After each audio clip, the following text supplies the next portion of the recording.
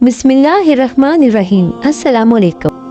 اگر آپ سب سے امیر ترین انسان بننا چاہتے ہیں تو یہ ویڈیو آپ کے لیے ہی ہے۔ ایک مرتبہ ایک نہر کے کنارے دو بندے مچھلی کا شکار کرنے بیٹھے۔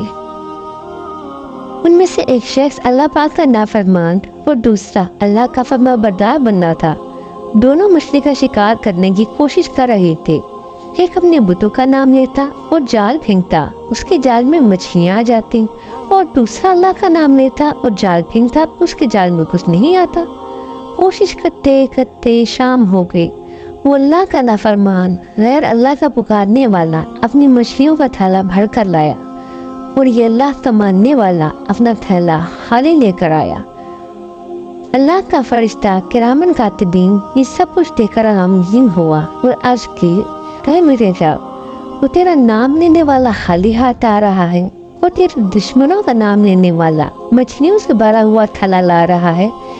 اس پر اللہ رب العزت نے فرشتے کو ان دونوں کو آخرت میں ٹھکانہ دکھاتے ہوئے فرمایا، جس کا مفہوم کچھ یوں ہے کہ دیکھ، جو مچھلیاں بھر کے لا رہا ہے اس کا ٹھکانہ جہنم ہے۔ مچھلیاں اس کے کس کام کی؟ اور جو خالی ہاتھ آ رہا ہے اس کا مسکن یہ جنت ہے، اور اس کا بدل کوئی نہیں۔ اس بات کو حدیث میں کچھ یوں سمجھایا گیا ہے، جس کا مفہوم کچھ یوں ہے کہ ایک مرتبہ نبی پاک صلی اللہ علیہ وآلہ وسلم صحابہ کرام کے ساتھ کہیں تشریف لے جا رہے تھے، تو راستے میں ایک مردہ بکری کا بچہ دکھا۔ آپ صلی اللہ علیہ وآلہ وسلم نے صحابہ کرام سے پوچھا کہ کیا خیال ہے کہ اس بچے کے گھر والوں نے اسے بے حیثیت سمجھ کر پھینک دیا ہے؟ صحابہ کرام نے اس کی تائید فرمائی، تو رسول اللہ صلی اللہ علیہ وآلہ وسلم نے فرمایا، جس کا مفہوم کچھ یوں ہے کہ اللہ پاک کی نظر میں دنیا کی حیثیت ایک مچھر کے پر کے برابر بھی ہوتی تو اس میں سے کسی کافر کو ایک گھونٹ پانی بھی نصیب نہ فرماتا۔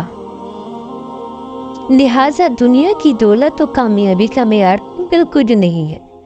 اس لیے اگر آپ دنیا میں تنگ دست ہیں اور اس سے اللہ کی رضا سمجھ کے راضی ہو جاتے ہیں تو یقیناً آپ کے لیے ہی جنت میں سب خزانے ہیں۔ اللہ پاک سے دعا ہے کہ ہمیں اپنا شکر گزار بندہ بنائے۔ آمین ثم آمین۔